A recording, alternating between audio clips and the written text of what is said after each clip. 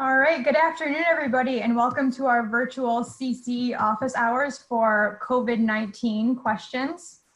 If you're joining us for the first time, welcome, and if you are a returning participant, welcome back. We're glad to have you here.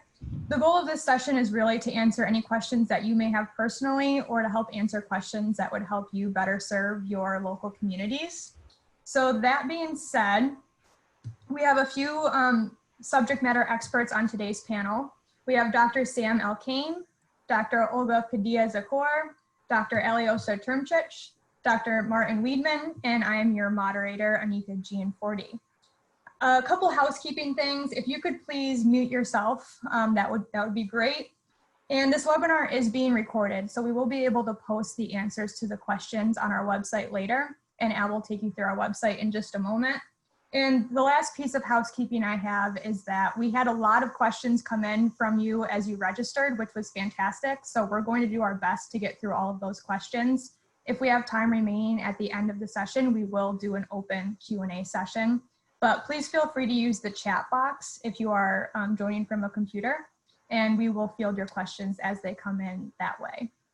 That being said, I would like to turn it over to Al quickly to go through our website as resources. Thank you very much, Anika. So since we have a lot of questions, I'm just gonna highlight the parts that I think are important. So on the food research, industry resources, you can find two videos. So the educational video and training video, where it's a short video with easy to understand information about the virus, how to protect yourself and others. The training part actually also has a quick survey, and you get a certificate at the end. Under food industry frequently asked questions, so any questions that you have, you should be able to find answers either under food industry frequently asked questions or consumer frequently asked questions. So if there's any questions that is not there, please let us know. If there's any answer that we give that you think should be updated, please let us know as well. Another part that very important and useful in industry is the different checklists that we are offering, decision trees, SOPs, and verification spreadsheets that the industry can use directly in their process. Under consumer resources, like I said, there's a section on frequently asked questions. Under background information, we have some good resources on trackers, where you can find information on how the COVID-19 pandemic is developing globally or locally in your states. Another thing that's very useful, infographics and posters, where you can find, it can definitely help you get the message across on the virus, on hand hygiene, wearing cloth vest coverings, and all these can be found in English and Spanish and other languages. Under podcasts and webinars, you can find information on podcasts and webinars that are about to happen. There are recordings of our sessions and sessions from other agencies. And finally, under virtual office hours, you can find information about the office hours that we are giving. We have 1 in 2 days, so Thursday, there's another plan to have office hours. And finally, if you have any questions and comments, please use the contact list on the page to let us know if there's anything we can do for you. I think with this, I would finish this short introduction, and we can continue with the questions. Thank you. All right, thank you, Al. So there were a few questions that came in about where you can find resources like pamphlets and things like that. And in those cases, I would certainly recommend using our website, and you can download things and print them off as needed. That being said, I'm going to turn it over to Dr. Sam Alkane now, and he will do a quick overview of the state of coronavirus across the country and a little bit about transmission of the virus and focusing on the most important things here. Yeah, thanks, Nika. So yeah, there's been a lot of questions. So how are we doing with the spread of COVID in the country, right? We had our huge peak in New York, and we've come down. And so just kind of a quick snapshot of what's going on around the country. And you can see here, this is a per capita numbers of COVID cases, positive cases within states and territories.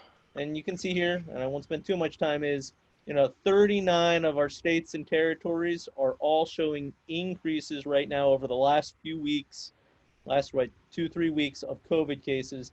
Obviously, some of the big ones, right? You see Florida on the top, Arizona on the bottom, South Carolina and Texas kind of there in the middle. Right, but COVID cases are back on the rise in a lot of places across the U.S., so we need to be watching transmissions happening. States with level cases are, right, New York, New Jersey, right, a lot of the places that peaked very early on seem to at least have it stabilized right now. As far as where are we seeing decreases right now, there's only the lonely state of New Hampshire. So COVID-19 is not gone, it's still present. And we need to be working diligently to prevent transmission from happening within our communities. When we look at what's going on in the case from positive cases to adverse health reactions or consequences, we're also seeing hospitalizations begin to uptick. Here on this graph, the pink in the back is positive COVID cases, and the blue is hospitalizations, and you can see that on the back end here, a little laser. That hospitalizations are beginning to increase here at the end of June, beginning of July. And so again, that's another concerning thing, because if people are making it or having a serious enough reaction that they need to be in the hospital, it means they're closer to potentially very serious consequences like death. There's been a lot of questions around, well, we've been seeing cases increase, but so far, right, we have not seen an uptick in deaths, fortunately, related to COVID-19. There's a lot of questions around why haven't we seen an uptick yet. It could be that right now we're seeing that younger age groups are the ones that are coming in with testing positive for COVID-19 and coming in for hospitalizations in a lot of those states. It could also be, right, that now that we've gone through one huge uptick, that a lot of our measures in the hospitals, right, to treat COVID-19 have improved, so we see less adverse consequences.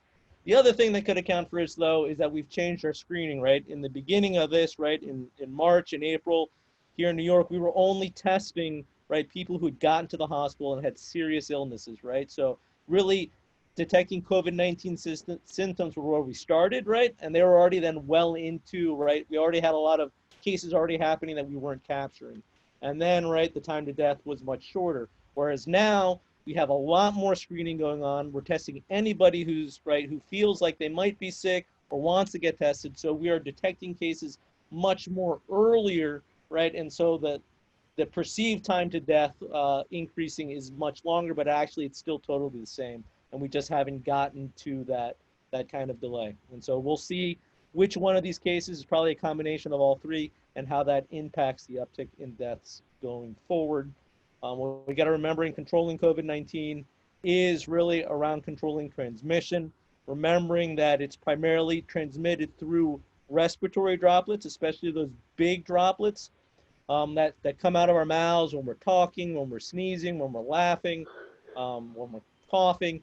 Those big droplets, right, the bigger the droplet is, the more virus it's going to have in it, but because it's heavier, the quicker it's going to drop. The smaller the droplets, the less virus it's going to have, but it may travel a little further. The kind of guiding principle has been roughly 6 feet. And you can see, right, if you're then in less than 6 feet to someone and they cough or they talk, you're going to be exposed to a large amount of viruses in those big droplets. So you want to stay far away. And if you're around someone who's shedding the virus for long amounts of time, even if it's the smaller droplets, right, you'll get exposed to more of them the longer you're around with them. So it increases your chances of then catching COVID-19. So that's why it's important, right, to practice social distancing and to be wearing cloth face coverings, right, to prevent then transmission. There's always talk about contaminated surfaces, and while that's theoretically possible, what we've been seeing from the epidemiological data is that it's not as easily transmitted through those surfaces because a series of events that have to happen for someone to cough, transfer that virus from their mouth to the hand to a doorknob, and then for you to touch that doorknob, get virus transferred to your hand and then back to your face is a long series of events with very low transmission rates for that route. So primarily it is through prolonged close contact with individuals. And that's what we need to focus on when we talk about key control strategies for handling COVID-19. And we've got this nice kind of graphic on our website if you want to reference it. Again, highlights what are the main control strategies: social distancing, making sure that we keep people who actually have symptoms of COVID-19 away from healthy people, hand washing, frequent face coverings, not touching your face, and frequently cleaning frequently touched surfaces. So that's kind of the quick takeaway. I want to get to questions, so I won't spend too much more time, but it's on the site. Thank you very much, Sam. We've listed a lot of the questions that we've received by category. So the first set of questions that we want to answer based on your registration information were related to COVID and food. So for example, how worried should we be about the coronavirus when it comes to our food, and how does COVID-19 affect food safety and produce and ready to eat foods and things like that? So if someone from our panel could take that question. So I'll be glad to answer that question. This is Olga Padilla-Secor.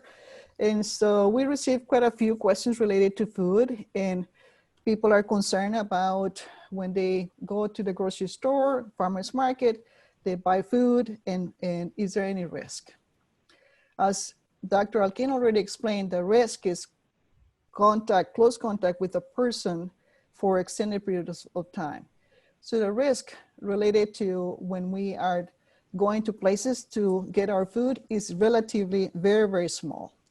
So the first question, how worried should we about coronavirus when it comes to our food?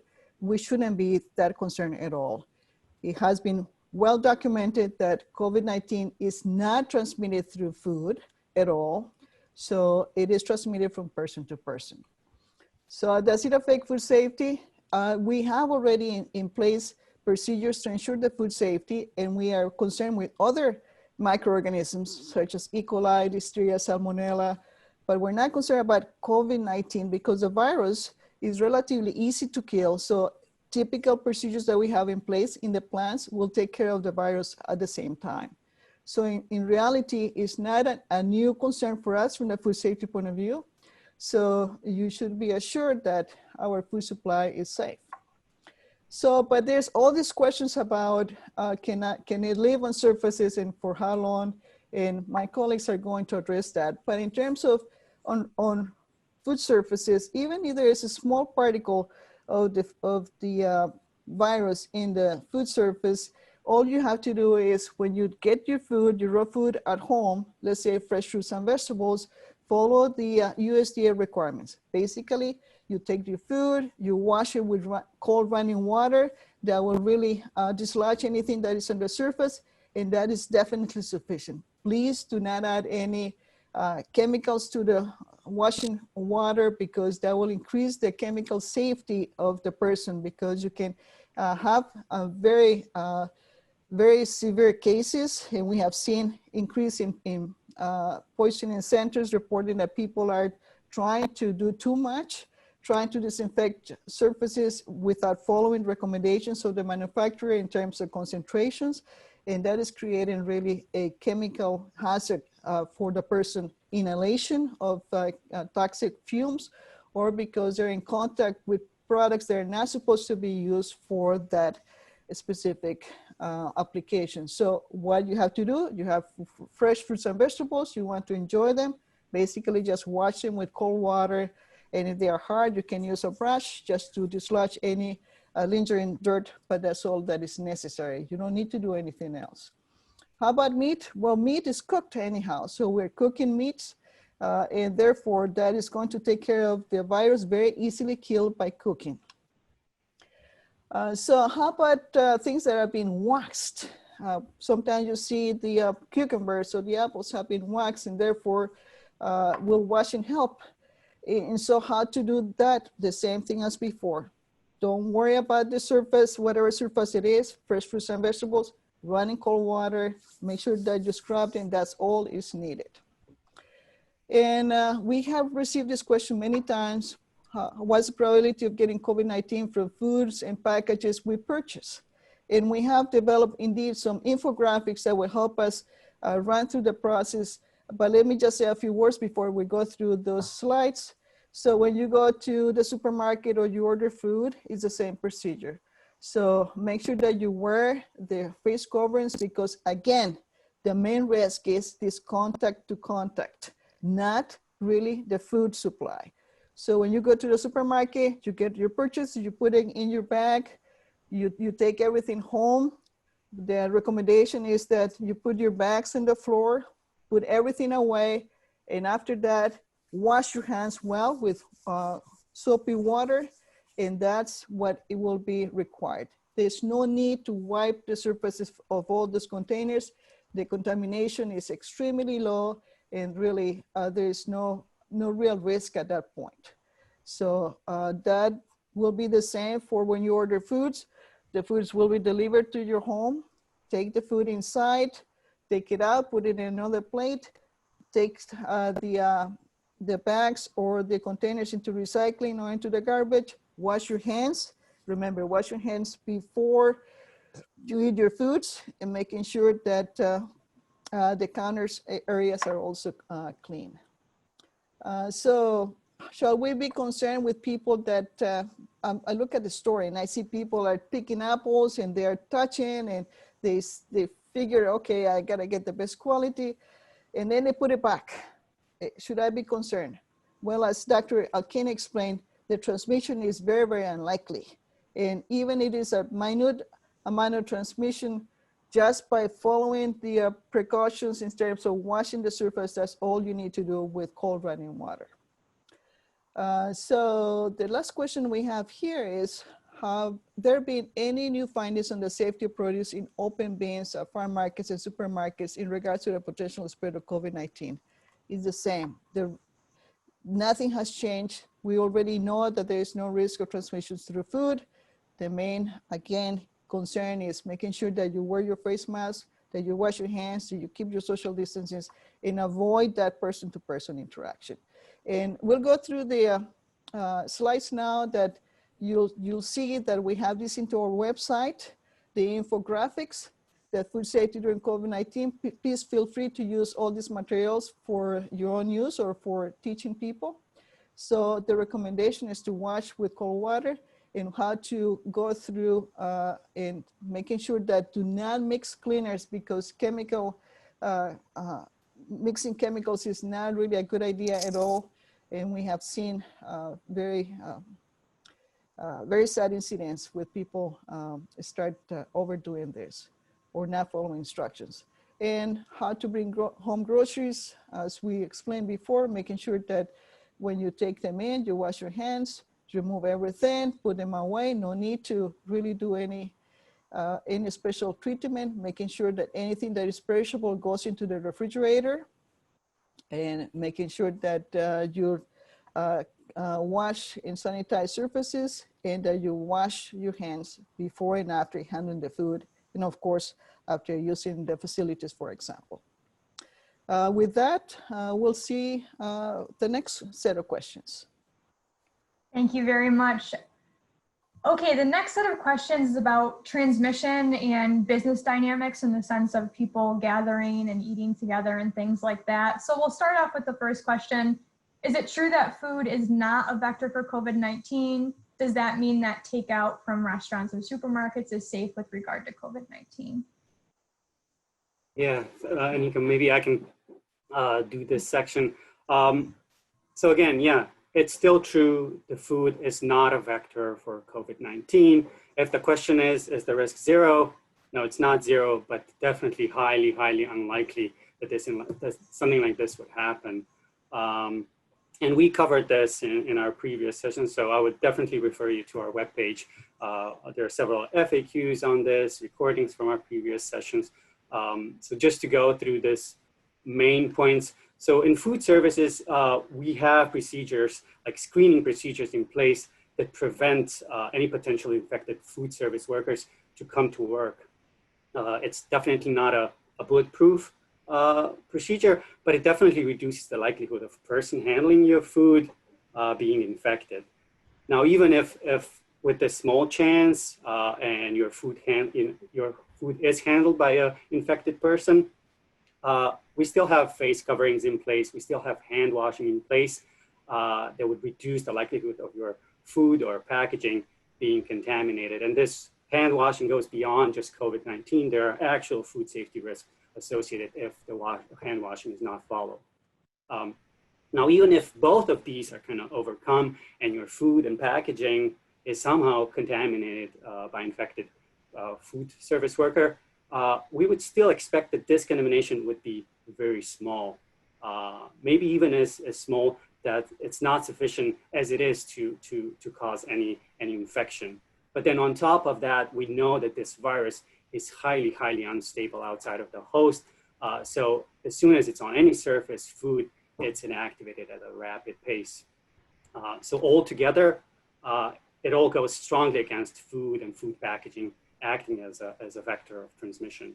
The main way of transmission is still person to person, and that's the part you should worry about when it comes to takeout food. So you know, keep that social distance away from food service workers, from other people buying food, wear that face covering, you know, wash your hands, use hand sanitizer, and don't touch your face. You know? So when you come home, like Olga said, you know, use hand sanitizer, you know, when you sit in your car. When you come home, wash your hands, and wash your hands again just before you eat the food.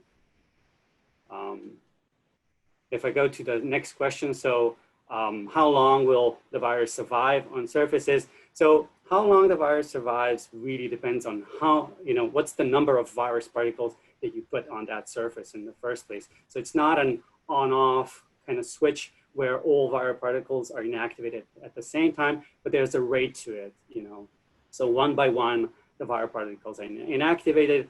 And when it comes to COVID-19 or any coronavirus, the rate of inactivation is very, very fast.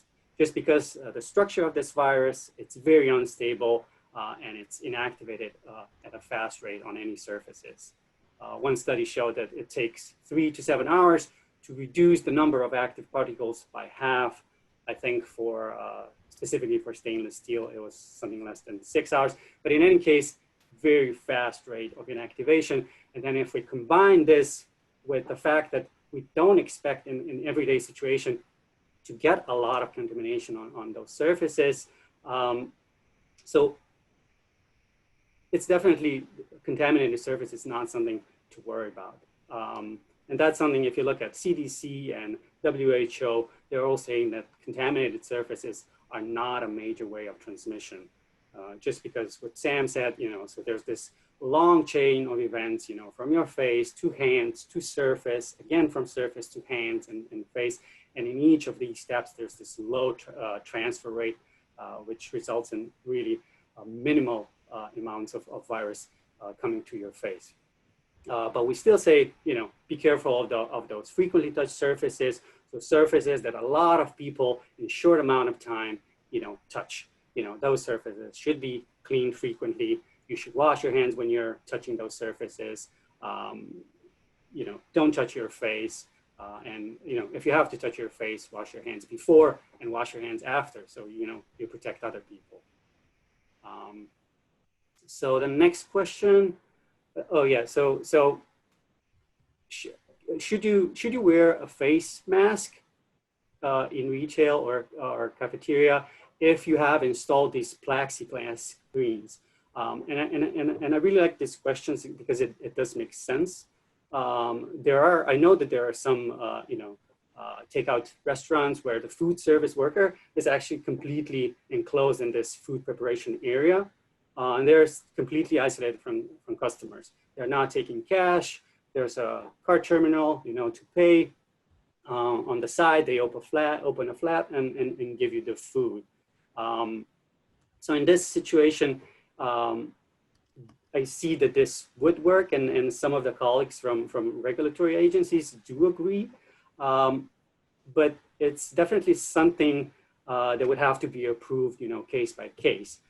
So you have to talk to your local Department of Health, you know, if it's a food service establishment, New York State agri-markets, if it's like a grocery store, and see with them if this is possible. However, I would think that it's not, just because for New York State, if you look at the executive order, it's very prescriptive, it's well defined, you know, if you're working with customers in public, you should wear a face covering, and it doesn't mention any alternatives or replacements that can be used. The final one, so how is serving food in buffets considering the COVID-19 health risk? So we already said that COVID-19 as a health risk is not associated with food in any shape or form, and buffet style food is included in that. So the main risk is person to person, and when it comes to buffet food, we know that there's a lot of people crowding together to get the food. So if you can address that part and implement some social distancing, face coverings, to be worn at buffet, at the place where it's, food is consumed, you already addressed a lot of the risk. The next part would be the frequently touched surfaces that we talked about. So buffets are known for these scoops and tongs that multiple people are using to put their food on the plates. There are plates and utensils, that people can touch. So if this is addressed, maybe, each person uses their own scoop or tongue, or, utensils are individually wrapped, the plates are kind of separated so people are not able to touch all of the plates. It's definitely something that can work. But again, social distancing, face coverings, washing your hands before eating, not touching your face, all these are very important in this or any other situation. So I think, this would be my answer to these questions. Thank you, Al. Yeah. Sam just answered a great question in the chat box, so I would encourage folks to look at that about, survival times on certain surfaces. There was a question about fabric transmission and things like that. So thank you, Al, and thank you, Sam. All right, moving on to the next batch of questions. Also, we have a couple more infographics here that again can be accessed online. COVID-19 is not foodborne, and then this goes on to say, the food industry is still doing their best practices related to food safety, regardless of COVID-19. So that's a useful printout, and then also food safety during COVID-19 related to takeout and delivery. So again, if your audiences would be interested in this, I would encourage them to you to print those out and share those with them. The next batch of questions is about virology and testing. So human beings have been exposed to the viruses long ago. Why does the COVID-19 pandemic continue to kill so many people? Martin, could you take a stab at this group of questions? Yeah, so on the first question, different viruses are different. Just because you've been exposed to one virus doesn't make you resistant to another virus, doesn't give you immunity to another virus. COVID-19 relatively recently spread from animals to humans. So it's a zoonotic virus. Anytime an infectious disease moves into a new group of what we call hosts, so living things it infects, there's a high risk that it spreads very, very quickly. We've seen this with HIV, we've seen this with other viruses. This one just spreads extremely well. So, there's hope that we will evolve immunity in the long term, but it's also no guarantee. So this could go on for a while as it is. New viruses emerge. We have more people on the earth that facilitates transmission. We have people behaving differently than they used to. All of these things, biology, society, contribute to how quickly these viruses spread and then how many people they kill. Ultimately, the theory is that most viruses want to spread from person to person, but it's not really an advantage to them to kill people, because ultimately, if they were successful to kill everyone, there wouldn't be anyone to infect left over. So, one of the hopes might be that the virus ultimately might become less likely to kill, but we have no evidence that that will happen anytime soon. And anything you hear about saying, oh, the virus only affects a small proportion of people severely, most people don't have any serious symptoms, it's not a big problem, it's just simply not right. This is a virus with a very high case mortality rate. And in addition to, killing people, also a number of people will survive, will have lasting damage to their lungs. So this is not a virus that we can take easily. Similar to this next question, has COVID-19 mutated into new types that require new strategies for protection of individuals in the food chain? There has been a lot of news recently out there about a mutation where there's one single amino acid that has changed in the virus that apparently allows it to bind better to human cells. And the idea is that that might make it more easily transmissible. There's not a complete agreement on this yet. This needs some further research, but it wouldn't be too surprising if that happens. So there's a chance that we have a COVID-19 virus right now in Europe and the US that is more easily, more rapidly transmitted from human to human than the original virus that we've seen in China. We have no mutations that changes transmissions through food chain, and that will not happen. Why? COVID-19 is an enveloped virus. All viruses that are foodborne are non-enveloped. Non-enveloped viruses are much more resistant to stress. Those are the ones that can survive through your stomach.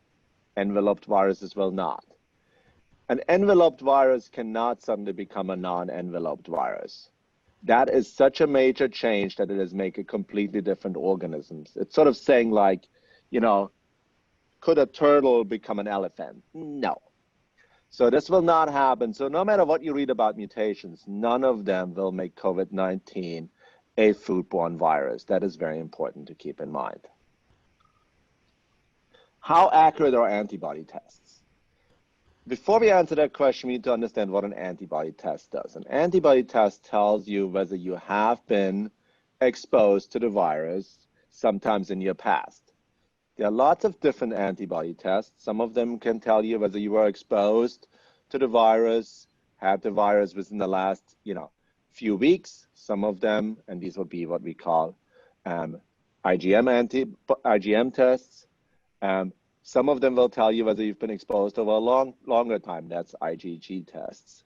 And these tests, depending on the specific tests, they're accurate, but they're not 100% accurate. You will have false positives, meaning looks like you have antibodies, but you actually were not exposed to COVID-19, or you could have a negative test, but you will still exposed to COVID-19. And particularly important, you could still have COVID-19 an active infection, because it takes a while until these antibodies develop. So an antibody test is really not very useful for diagnosing whether you as an individual have a virus. It is not very useful in general to make any decisions about you individually. And I think people have this hope to say, hey, if I get antibody tested and I have antibodies, that means I've had it, I'm immune, I don't need to worry about it. Not so fast. And this sort of goes into the next question about immunity. Yes, people develop antibodies, but we still don't know how long these last, how well they protect against subsequent infection, etc. That research, that work will take quite a while. So I would never use an antibody test result that tells me I have an antibody to then start to become reckless in my behavior. First of all, I would endanger others. And secondly, there's no guarantee that I could not get another infection. It's not likely, but we don't know how long it will last either. This lasts 2 months, does it last 12 months? This is different from one virus to another. More questions about testing, as we hear that, that free testing has expanded to include all New Yorkers. From what I see so far, it does not mean a requirement for testing. It is optional. I've not seen any specific information that would exclude children from being tested. I think a lot of children probably aren't going to be too happy to have this swab stuck up their nose, down their throat. So that's something to keep in mind, particularly in the younger age bracket. So I would not probably recommend routine testing of children just because. I think that we will see some more required testing as probably as, for example, universities open up. I mean, there might be a requirement for students when they come back on campus to be tested. So that will be subgroups, but I don't, definitely not right now that all New Yorkers are required to be tested. I do not see a blanket requirement for everyone in a specific state to be tested. But specific subgroups, specific environments, I think we can and will see more of that. What happens when a coworker has COVID-19 but no fever? well, that person still can and will transmit COVID-19. And this is one of the things that has become very apparent, that we can have people that are what we show, the different names for it. They could be asymptomatic, so I mean they don't show any symptoms. They could be pre-symptomatic, that means that before they show any symptoms of COVID-19, or they could be what's called pauci-symptomatic, meaning they show a few symptoms, but very weak ones, maybe a scratchy throat or something like that. All of them can and do transmit COVID-19. And that's why wearing the face coverings and face masks is so important, because you don't know in many cases whether you are transmitting the virus. The last question on aerosolization, which has received a lot of publicity over the last couple of days or the last day, I'm going to turn that over to Sam to answer, because he looked into that pretty deeply. Yeah, so there's still a lot of research going on, a lot of discussion about trying to understand how this virus is efficiently transmitted. And so I think there's still a lot of debate around here, right? So the concern is, like I talked about on the earlier slides, right? What we know is that COVID-19 is transmitted through respiratory droplets, right? And primarily, through the big droplets, that then come out of our mouths and fall relatively quickly. The concern is there are also smaller droplets that contain virus, but less virus, right? And those droplets may travel further than, that kind of, rough border of 6 feet, and may remain in the air longer and might present a risk. Now, there's a lot of things going into play here, where we also don't know what the infectious dose of the virus is, so how much virus you need to be exposed to then actually have COVID-19. And so until we know that, how important are those small droplets? It's still hard to gauge. What I will say is, from what we've seen in countries and locations that have gotten COVID-19 under control, is that when you practice social distancing, and you're wearing face coverings and regularly washing your hands, with soap and water, using sanitizer, we've shown that we can effectively control COVID-19 transmission. That works. Wearing a mask works. Staying away from people works. What we haven't seen is data showing that if you do more, intricate interventions when it comes to air handling, so installing special filters, putting UV air treatment in place, that just having those, we haven't shown that just having that kind of system would then remove all the COVID, the SARS-CoV-2 viruses from the air, We haven't shown that you can do that and not have to wear a mask. So, if you find yourself in a mall, which has a ventilation system, if you're close to people that have COVID-19 and you're not wearing a mask, you're going to get it, whether or not there's an air handling system. So really, the focus really should be on our basic prevention strategies, which are social distancing, face coverings, and frequent hand washing. And that's kind of my thought there, until we see more data that really shows us that these smaller aerosolized particles are what's driving transmission in public spaces, which it doesn't seem to be. But again, we're still learning a lot. Now, in a hospital setting where there are people that are, are shedding high loads of the virus, and there's procedures that cause aerosolation, like nose swabs or intubations, that's a completely separate story, but that's a hospitalization environment and not a public space, So that's kind of where my thoughts are on should we yet be worried about aerosolization. I think it's something to watch, but our current practices seem to be working. If we just get people to keep wearing their masks. Maybe add something there. One thing I worry about with regard to the aerosolization debate and discussion is that some people might say, oh, it's different, it's aerosolization, so maybe I don't need to do social distancing as long as I have, I'm in a room with a good filter system, and we sort of withdraw from the strategies that really work because we think it's something else. And I think some people might take it as that and really focus on the wrong thing. So we need to make sure as professionals, all of us on the call here, to say, yes, this is an interesting research area potentially, okay, but there's absolutely no, or there would be a huge risk to misinterpret this as saying, oh, the strategies we're using right now are not necessary or not working. Exactly. They are working, they reduce the majority of the risk, and we need to stick with that, because I hear people saying like, well, Maybe if we install better filter systems, we can still crowd farm workers into, 4 in a room. Well, no. Maybe if we have better filters in our malls, we don't need to wear face masks, things like this. No, absolutely not. So we cannot misinterpret that. And I think that's a really, really important message here. Yeah, no, that's a great point. Yeah, also like the bars, right? If you sit down next to someone at a bar and you're next to them as a stranger and they have COVID-19 and they're coughing, there's no way that those ventilation systems are going to draw all those virus particles away from you. You're next to them. You're going to get sick. So unfortunately, I miss my bar, but I'm not going to be able to partake in that anytime soon. Right. And to sort of piggyback on that, just because your bar advertises new air conditioning system with COVID-19 filter, don't go in it. Don't go in it without a face mask. This is not going to solve the issue. While we're on this kind of topic of the importance of face masks and our basic methods that we've been using that are working, we had a couple of questions come in the chat and earlier about there's this tendency for people, maybe they're wearing masks in public, but the political atmosphere may not be as supportive of this, or when you get around friends and family, all of a sudden people feel that, oh, they're my friends, they're my family, I don't need to wear a face mask. So does the panel have any suggestions on how to deal with that in folks' personal lives and things like that? Well, we can start with the bigger sort of, societal environment where, we may have governors or other officials that sort of poo-hoo face mask and some of the strategies. I think that's up to us as individuals to continue to, say, this is the science, this is what it says. It isn't going to be zero risk, and I think that's important, but it will reduce it substantially.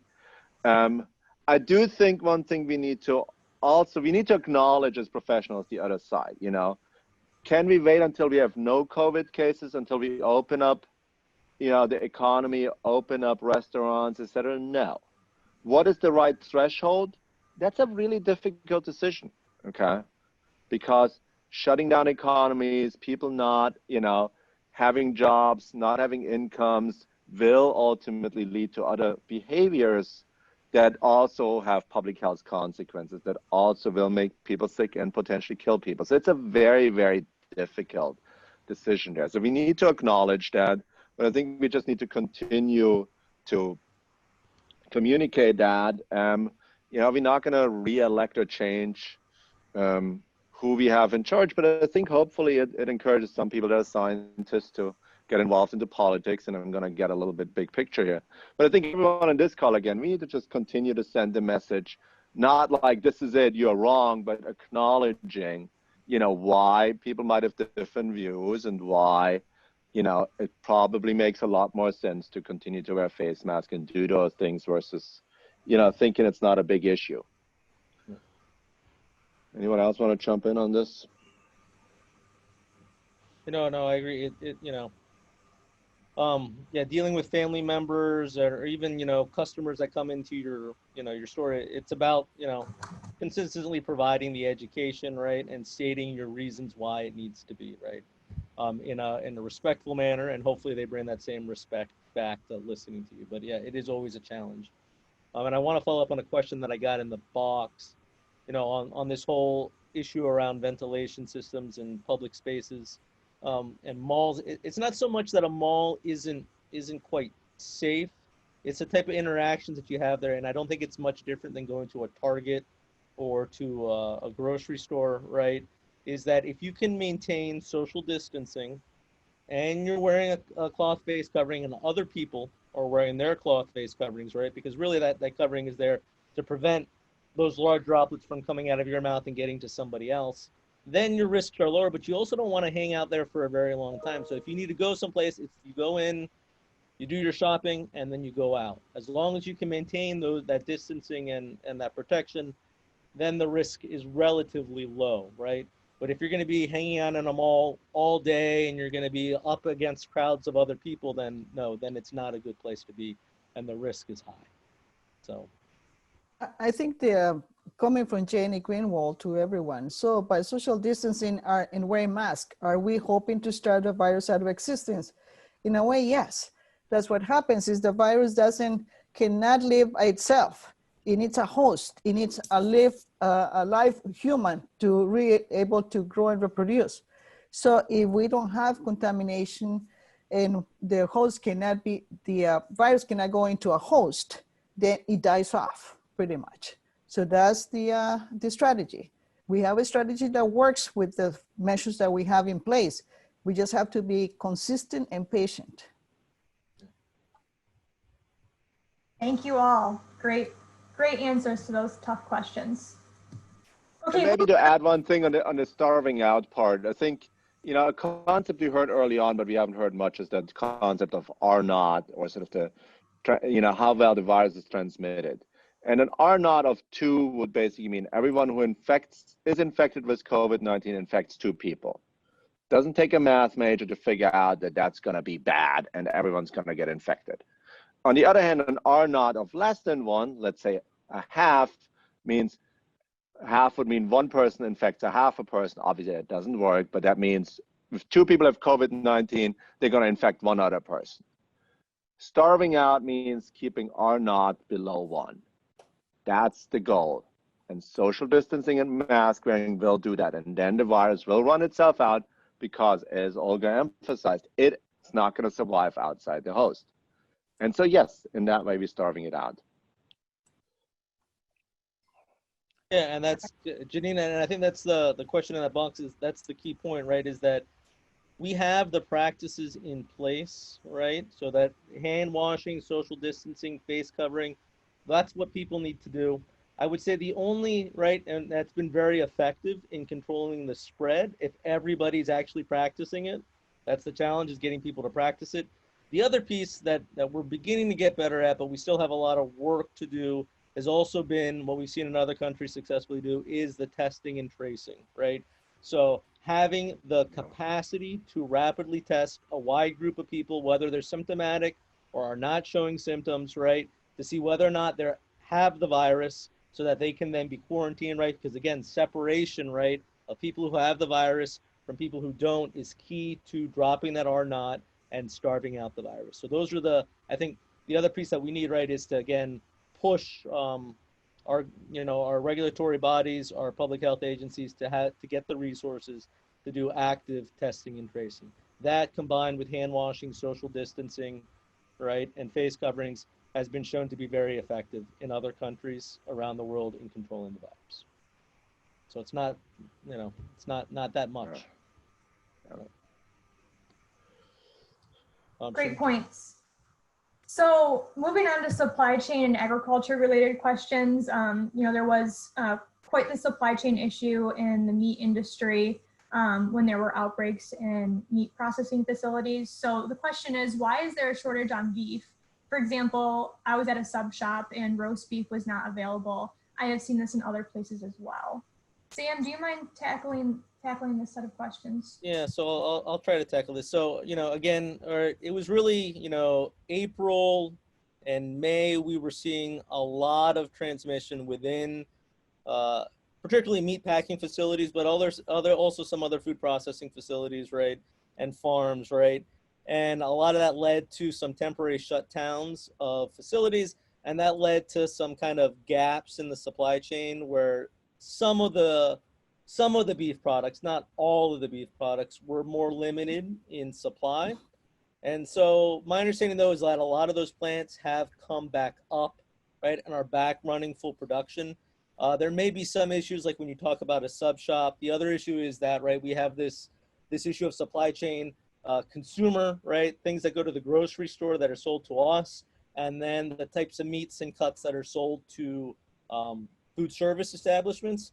And because, right, we had a lot of restaurants and food service facilities basically shut down, initially, a lot of these larger plants tried to push their production to kind of consumer direct products, and are now transitioning back to food service products and cuts and sizes. And there may be a little bit of a lag there as they re-ramp that up. And that might be why certain restaurants and stores are not currently carrying those products, but they're coming. There's not like a total meat shortage. It's just rebalancing what type of things they're producing. And so if that's still out there, it should be going away relatively soon. And if we go on to the next question, what do small farmers need to know about consumer concerns, and what are the suggestions for farm stands and Yupiks and things like that? I think a lot of it is a repetition of what we've been talking about. I'd say one of the first things, right, that if you're running a Yupik or you're having people come to your farm, is making sure that you've got great communication, right? Mm-hmm. So you need signs up letting the customers that are coming to your farm or your Yupik know what are they going to do when they get here, right? If they've got symptoms, right, let them know what are the symptoms that they should be watching out for, and if they have them, please don't come into your facility. When they come into your facility, right, they need to practice social distancing. They need to be wearing cloth face coverings. You're going to want to make sure that you have a plan that is well articulated about how are they going to go through your Yupik facility, right? How are they going to go down the rows? Are they going to go every other row? What is the direction of people flow through that facility? Where are the hand washing or sanitizing stations, right? You're going to want to think about, if you're using totes, right, or bags, are those, reusable that you frequently wash, or are you going to use single use? Those are all things to think about, and there's a lot of great resources there on the Small Farms website, which Beth threw a link to there in the chat box, and so I would use those. Okay, and again, that kind of leads into what are the safety plans for the farmers markets to assure social distancing.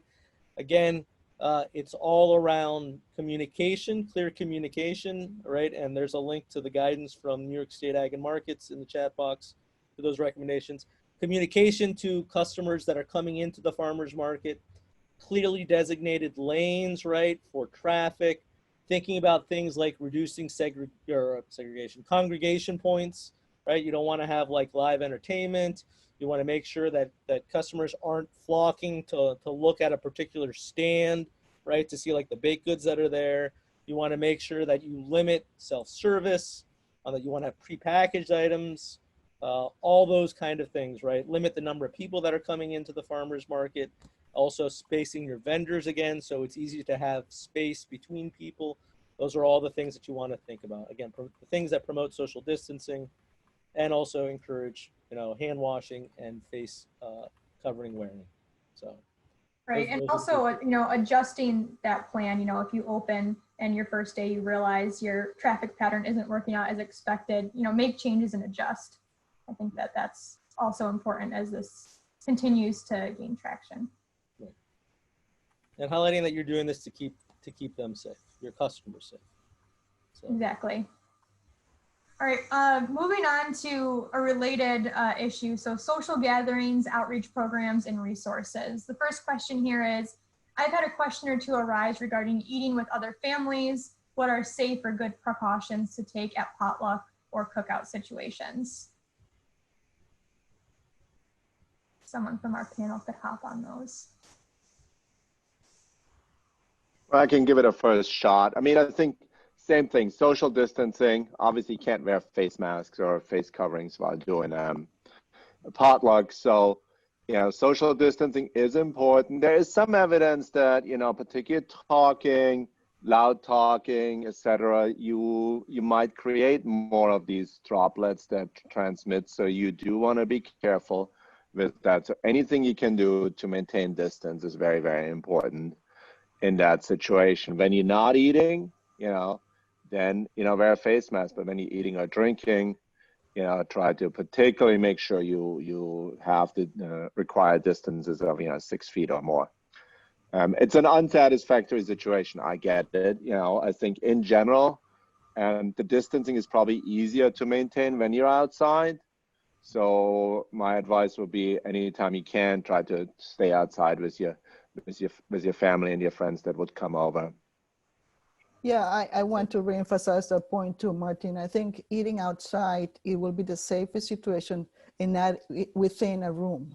So when you're sharing with friends or family and you follow social distancing rules, making sure that you plan in advance, have different settings for the different, let's say what we call it bubbles, people that are come from the same household, that they can be in one space and you're in a different space that is separated with at least 6 feet. Would encourage a little bit more, because if you're going to be talking, you're going to be really talking loudly to be able to reach the other group in your area outside. In a well-ventilated area is nice to be. So plan in advance and making sure that you have those already set up so you minimize the risk. And then, you know, depending, I'll just add on that, right? I'll agree with that. You know, depending, and again, it's depends on your level of risk and how well you work with other families. You know, I know of some people who have been like, you know, I'm only going to hang out with 1 or 2 families, and they're only going to hang out with that little cluster, right, to make a larger bubble. But you have to be really cognizant and trustworthy, right, of what your other friends or families are doing on their time when they're not around you. So that's another way to manage it. But I agree, staying outside, if you're going to have some people over, staying outside and spread out is much better than staying inside. And I'll say from my own personal experience, last weekend we were hoping, not this weekend, the weekend before, we were hoping to have some friends come over for a cookout, just one other family. And when it started thunderstorming and raining, we decided to call it off, because even though we all felt like, you know, we'd been on top of where we'd been, we decided not to take that risk and be indoors together. So. Great advice. There's a couple other questions here about, you know, programming. So as Extension, we do a lot of programming for many different audiences, including kids with, you know, making recipes with kids. And then of course we also serve, you know, the SNAP Ed population. So I guess, how do we mitigate risk on that front? And then as far as access to information goes for certain populations, what are the best resources to push out to those groups? Well, oh, go ahead, Martin. Again, the social distancing, face coverings, hand washing. You know, if you have symptoms, make sure you get tested, and stay at home and self-isolate are the key strategies. So, and it's in many of these situations, it's really trying your best to stay social distance and wear the face coverings. It's not either or. You really should do both. You know, of course, if you completely by yourself, it's one thing, but if you're in with others, you know, try to do both, because you can never assure that social distancing 100% of the time, really.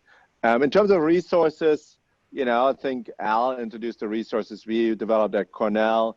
Centers for Disease Control is about, you know, that's about as reliable as it gets. So at the end, if I want to have the final answer, that's where I go to. And New York State, right, Ag and Markets also, right, has a lot of information available on the New York Forward site. So. Yeah, or in general, state health departments. It's basically the CDC equivalent, Centers for Disease Control equivalent for a state. Yeah. But yeah, as far as that recipe question, if that involves cooking and being close to the kid, that's a challenging situation, right? And you've got to watch out for that. I know, right? Some of the sports have picked back up, but they're required to have distance between the coach and the kids and between the individual kids. So I would think about, if you're going to do recipes with kids that involve cooking, how you maintain that social distancing in a way that, you know, protects everybody, but then also is cognizant of the fact that they're cooking and there might be a risk there as well. So. All right, thank you all. We're getting close to the top of the hour here, and I know that we've answered a lot of questions in the chat box. I would encourage you, if you have outstanding questions, to please check out our website, and our contact information is on there, and you can reach out to us with questions. We'd be happy to answer them. Also on Thursday, we have our food industry virtual hours from 4 to 5 p.m. And again, you can access the office hours through our website.